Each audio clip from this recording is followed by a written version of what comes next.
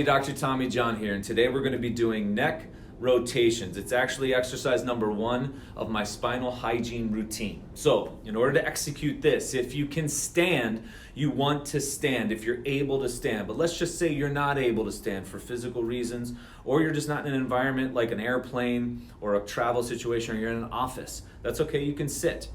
If you can't sit for some reason, lay down. It's okay. You can do these while you lay. There's really no environment you can't do these, okay? But if you can stand, we can stand. Now, 3 points of reference as far as what to do with the torso and our upper body. Chest tall is what I like to cue, shoulders down. Now, I'm gonna exaggerate so you can see on this video. It doesn't have to be so extreme, but I'm just gonna do that to illustrate this. The reason I do this all the time, and it's been contested by other people, but here's where I kind of come into play. The majority of our days are spent in a stress response, and the body's position of a stress response is really as close to fetal as we can get, okay? It'll be elevated shoulders and rolled forward with a caved in chest, and this is where everybody is a majority of their day. So let's do the opposite of that. Let's train and condition the musculature to do the opposite of that. Chest tall, shoulders down. Maintaining those, you are going to, what to do with our hands.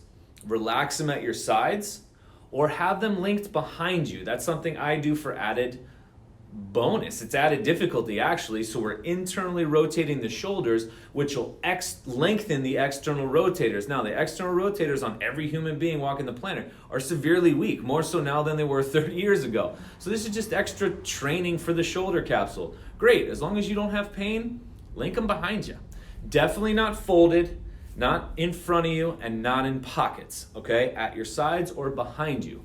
Chest tall, shoulders down.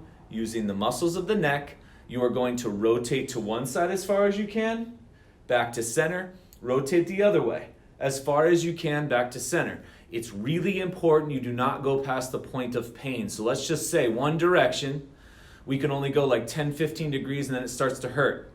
Back to center, 85 degrees the other way.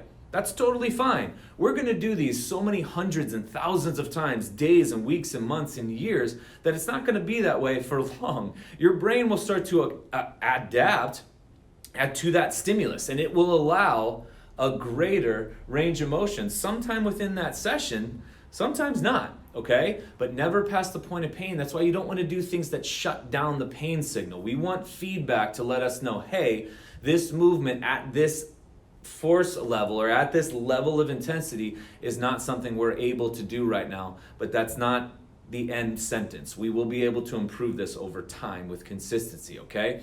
Chest tall, shoulders down, never past the point of pain to the greatest range of motion that you can do. Now that brings up an important point. The body and brain are very, very, very resilient and they're adaptable. So again, if the brain thinks that we're gonna do, the goal of this is to move the eyes as far as it can to the side.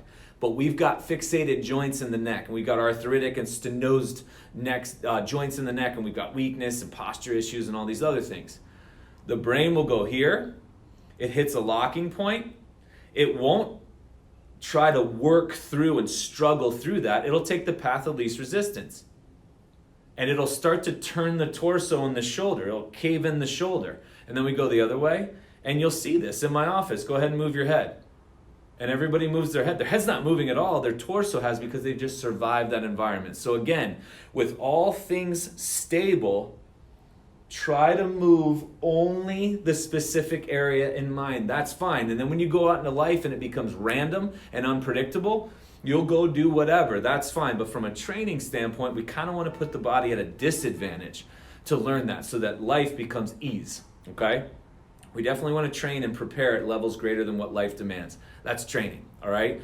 So never past the point of pain, chest tall, shoulders down, go to greatest length you can. Notice that my eyes are open. We want to try to keep the eyes open to facilitate vision with joint motion and then vestibular. Those three we want to sync up and link up. Sometimes shutting an eye or shutting eyes is fine. That's fine. But for this, we want to track the horizon. Get feedback and stimulus in the eyes. And if you can get outside, even better. Let that natural light in, okay? Chest tall, shoulders down, eyes open. As far as you can one way without the body moving. As far as you can the other way without the body moving. Last point. Try to find your feet in this, even if you're sitting or if you're laying. Try to see how your feet are involved. What you'll notice is your body will start to like grip the ground using your hips. You'll create an arch. The musculature of your feet will start to connect with how your head's moving. And that is a great place to be, to try to sync up this entire unit as one, to just do something as simple and arbitrary as rotating your head. Find your feet in it, chest tall, shoulders down. Perform never past the point of pain and always through the greatest range of motion for the allotted number of reps, sets, time, what have you. Neck rotations.